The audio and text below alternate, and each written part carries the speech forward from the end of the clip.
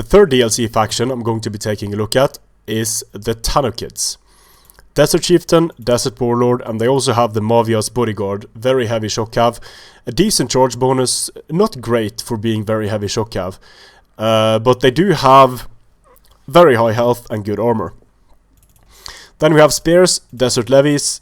They also have Pikemen, Desert Pikes, cheap pikes, with a big shield that gives them good missile block but low armor. And then we have the Tourniquet Pikes, good armor, but a bit low on the health side. Good missile block, so it will be interesting to see if they can be used to bait enemy missiles.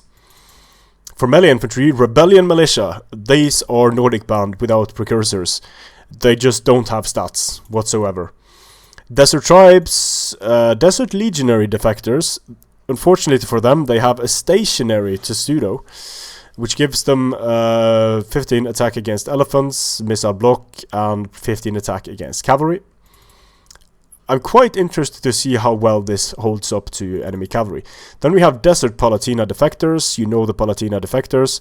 They have a mobile Testudo, giving them attack against infantry. So let's see if they fixed the mobile Testudo, because it used to be defensive and attacking Testudo. Now it's called the mobile Testudo. So let's see if it works. Tanukid Ambushers. Very light melee, 130 charge bonus. They've just gone full retard with the charge bonuses here. 130 charge bonus and 50 melee damage with 14 AP. That is quite insane. Then we have the Kushite Shotelai. Your standard sword infantry, really, at the price range. Desert Bows, Elite Nubian Archers. Desert Hurlers, Bodja Skirmishers. We have the standard desert lineup of Camels.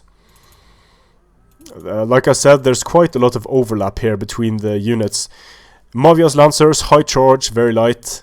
Mavia's Chargers, very high charge, very light. Shock Cavalry, let's see how they do. The June Lancers, decent charge, but all of these units have very low armor. Then we have the Klibanari,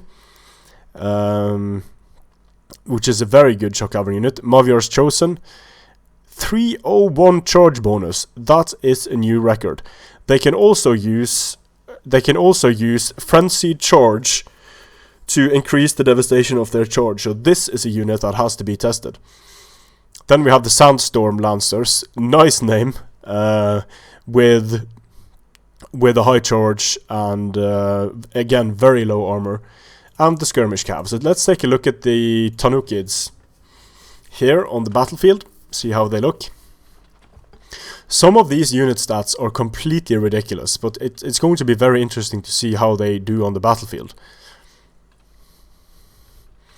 Alright, so here we have the Guerrilla Guys, the Bodja Skirmishers, the Sandstorm Lancers, a 90 speed Lancer unit with a 30 bonus versus cavalry on precursors.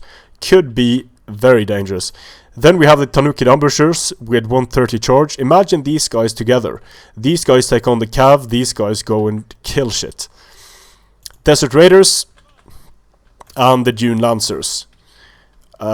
These units are probably some of the best looking units I've seen so far from Attila, to be honest. The Arabic Horsemen, you've seen quite a few of these units before.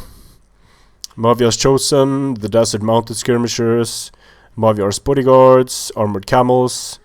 Yeah, there's nothing new. The Klibanari, once again, looking great.